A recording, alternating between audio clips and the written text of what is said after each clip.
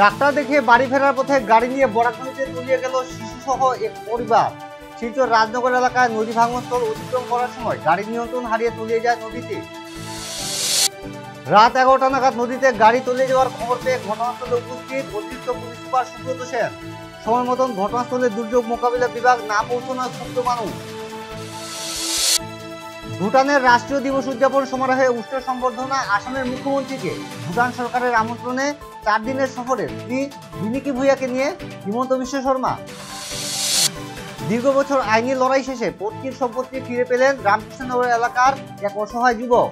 জমি দখলমুক্ত করে আসল মালিকের হাতে সম্পত্তি নির্দেশ সিভিল জাজের।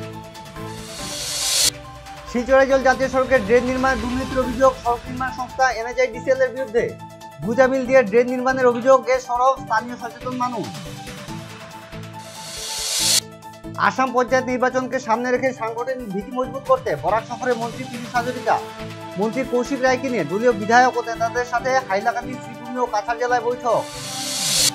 শিলচর মেডিকেল কলেজ হাসপাতালে চিকিৎসাধীন প্রাক্তন কেন্দ্রীয় মন্ত্রী গোবিন্দ পুরকায়স্থ।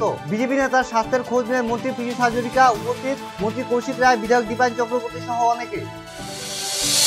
কাছাড় জেলার শিলকুড়ি এলাকায় 3 চাকার কেরিং ভ্যানের ধাক্কায় মৃত্যু সাইকেল আরোহী। বিপরীত দিক থেকে কেরিং ভ্যানের ধাক্কায় মৃত্যু হয়েছে বছর 46-এর আশাব আলী নামে ব্যক্তি। হাইলাকান্দি জেলায় সম্বর্ধনার জোয়ারে ভাসলেন নবনিযুক্ত প্রাপ্ত মন্ত্রী কৃষ্ণেন্দু পাল। বাইপাস থেকে মন্ত্রীকে নিয়ে শহরের প্রধান সড়ক পরিক্রমা করে জেলা বিজেপি কার্যালয়ে পৌঁছয় বাইক র্যালি। কালাইন বাজারে চুরির অপচেষ্টা, হাতে হাতে ধরা পড়ে মনি নামের ভাটগ্রামের দাগি চোর। চোরকে উত্তম মধ্যম দিয়ে পুলিশের হাতে সঁপে দেয় মানুষ। শিলচরে বিজয় দিবস অনুষ্ঠানের আয়োজন করে সীমান্ত চেতনা মঞ্চ।